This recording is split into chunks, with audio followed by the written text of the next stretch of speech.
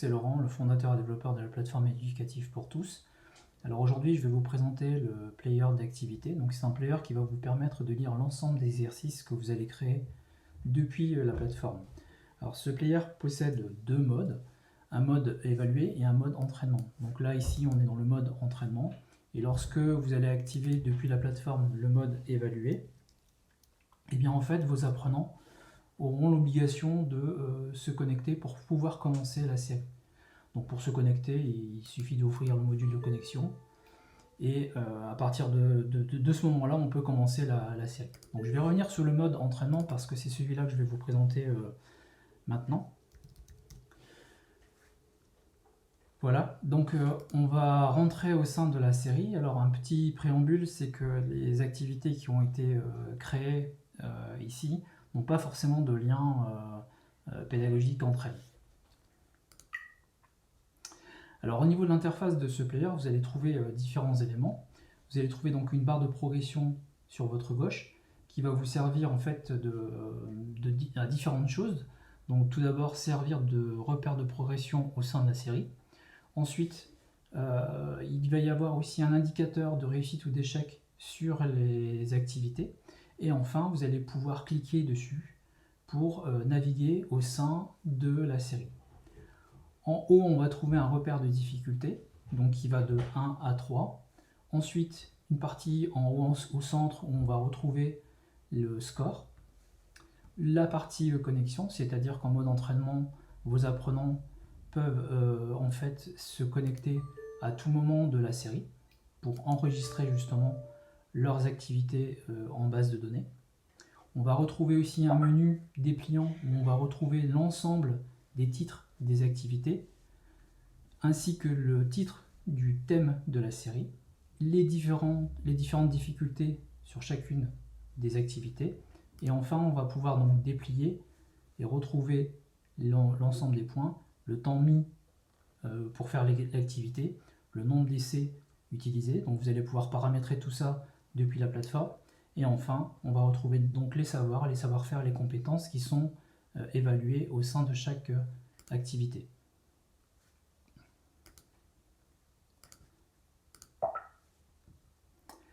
On va retrouver aussi une boîte à outils. Donc, comme le module est en 3 langues, on va pouvoir choisir donc la langue entre espagnol, anglais et français.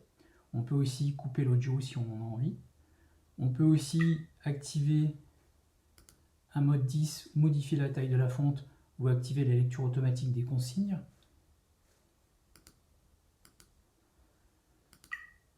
On peut passer en mode plein écran ou encore activer la mode sombre qui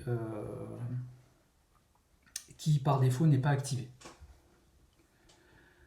Et ensuite, donc, on trouve la partie centrale qui est en fait la partie où on retrouve les typologies différentes au sein du player, donc qui est structurée un peu toujours de la même façon, c'est-à-dire que vous allez avoir une partie haute qui peut contenir soit du texte, soit un média image, soit un média audio ou bien d'autres types de contenus. Vous allez aussi avoir donc une consigne et enfin le bloc activité. Alors dans le player, il y a vraiment pas mal de typologies intéressantes. Donc là par exemple on a un choix, un QCM. Donc on peut, lorsqu'il y a un média, l'afficher dans une pop-up qui va nous permettre de l'avoir en taille plus grande. Et donc lorsqu'on va valider, on va avoir un feedback de type texte qui va s'afficher ici en bas, donc qui permet d'appuyer ou donner du sens à l'exercice que vous allez créer.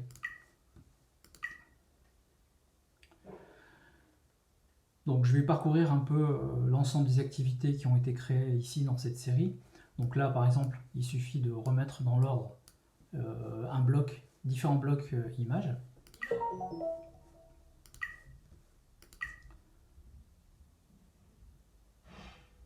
Donc là on va retrouver un média audio qu'on peut lancer ou on peut naviguer au sein du média.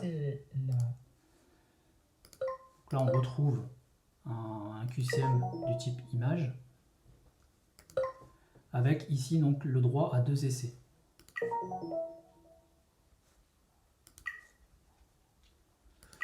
Donc je vais rebasculer le texte en normal.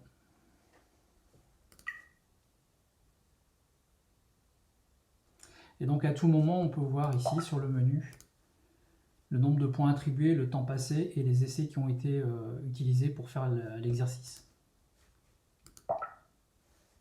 Donc là, on va retrouver des médias de type audio au niveau des réponses. Donc on peut avoir du texte, de l'audio, des images. Parabolique.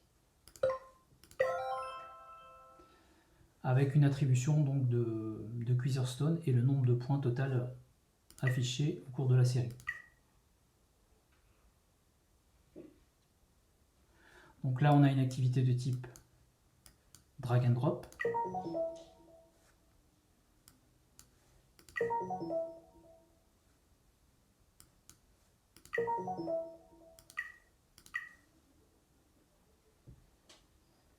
Et donc là, on voit sur la barre de progression mes échecs et mes réussites. Donc les échecs sont en rouge et les réussites en vert, avec ici la progression dont je suis arrivé à l'activité 6 sur 11. Donc vous avez un système de pagination ici. Si jamais vous avez plus de 15 activités, en fait, on peut naviguer par bloc de 15. Donc ici, on a une activité de type boîte déroulante.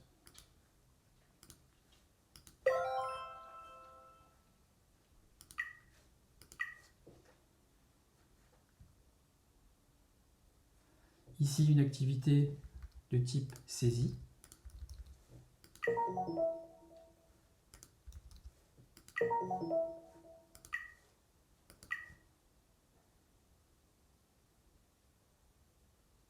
Ici, une activité de type relié.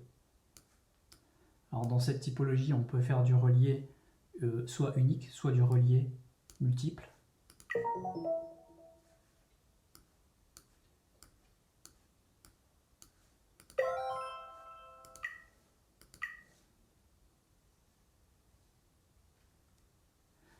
Donc ici, un memory.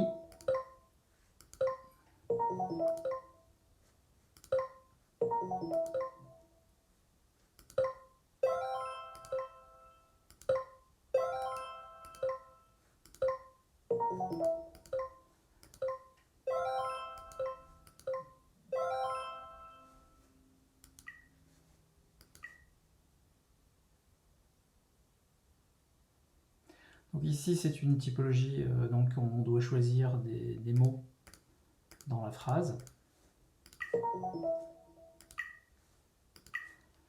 Donc là, on arrive sur la dernière activité qui est proposée au sein de la série. Et donc ici, lorsqu'on est sur la dernière série, donc ici j'ai le droit à un essai, on a donc la pop-up avec l'attribution d'un trophée selon le score que vous allez établir. Et donc une fois qu'on a terminé la série, on peut visualiser la correction et on peut visualiser donc les réponses qu'on a choisies lorsqu'on a réalisé l'activité, et on peut naviguer donc sur l'ensemble des activités.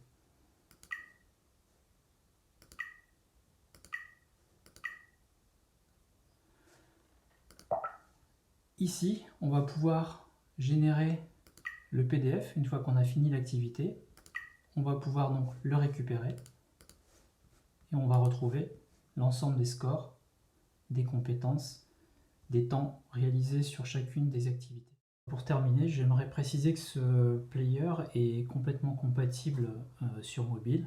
Donc vos apprenants peuvent directement faire des activités sur leur mobile. Donc quelques previews des activités qu'on a vues tout à l'heure.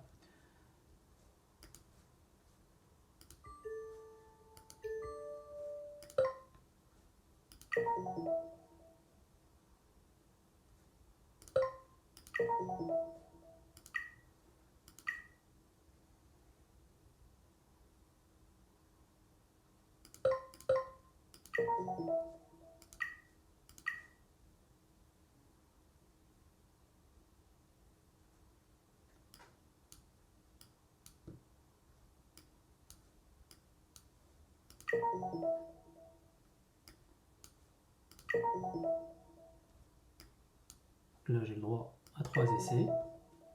Le feedback qui apparaît.